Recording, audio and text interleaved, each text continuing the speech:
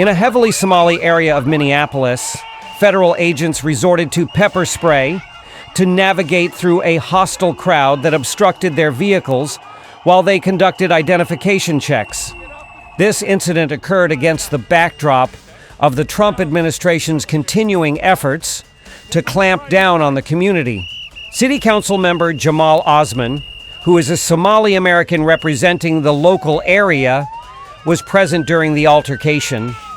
Minnesota's Somali community, the largest in the U.S., has been feeling anxious in recent weeks following President Donald Trump's announcement on social media on Thanksgiving that he would be ending their temporary protected status.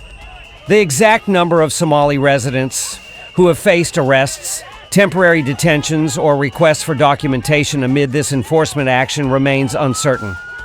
Here's all you need to know.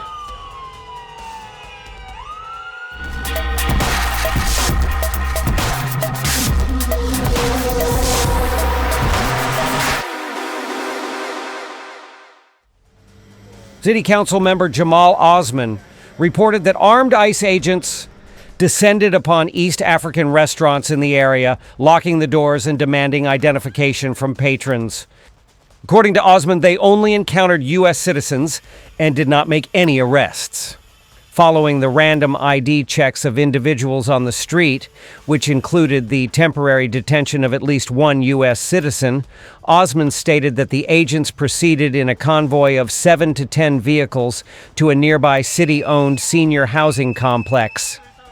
At that location, he described a group of primarily white young individuals, whom he referred to as heroes, who raised alarms by blowing whistles and confronted the agents, who retaliated by using pepper spray. "Thank God so many people showed up there," Osman said. "The agents couldn't get out of there because people showed up with their cars and whistles." Osman reported witnessing individuals experiencing the harsh aftermath of pepper spray. He recounted a conversation with a young Somali American who had been forcibly taken to a vehicle, detained, and subsequently transported to an ICE detention facility.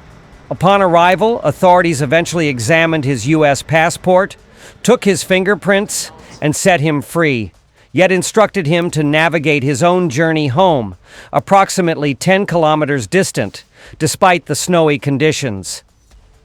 Last week, Trump intensified existing tensions by referring to Somalis as garbage and expressing his desire to keep them out of the country.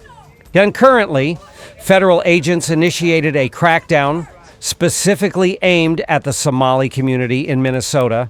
These actions by the U.S. president have sparked strong criticism from Somali community leaders and Democrats, including Governor Tim Walz, while state Republicans have remained largely quiet. In the U.S., approximately 84,000 of the 260,000 Somalis reside in the Minneapolis-St. Paul region, with the vast majority being U.S. citizens. Nearly 58% of these individuals were born in the United States, and among those born abroad, 87% have obtained U.S. citizenship. The Department of Homeland Security has unveiled a new website that details the arrests of at least 6 Somalis in Minnesota over the past few weeks. The site says it is highlighting the worst of worst criminal aliens arrested by ICE to show how agents are fulfilling President Trump's promise and carrying out mass deportations. In a recent statement, ICE disclosed the names of 3 additional Somalis who were apprehended but were not featured on their website. They also identified individuals from various other nationalities who were taken into custody in Minneapolis during Operation Metro Surge.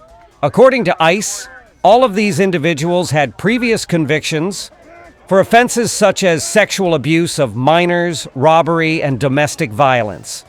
Governor Tim Walz and Mayor Jacob Frey protected these criminals at the expense of the safety of Americans, the statement said. The statement carried a warning.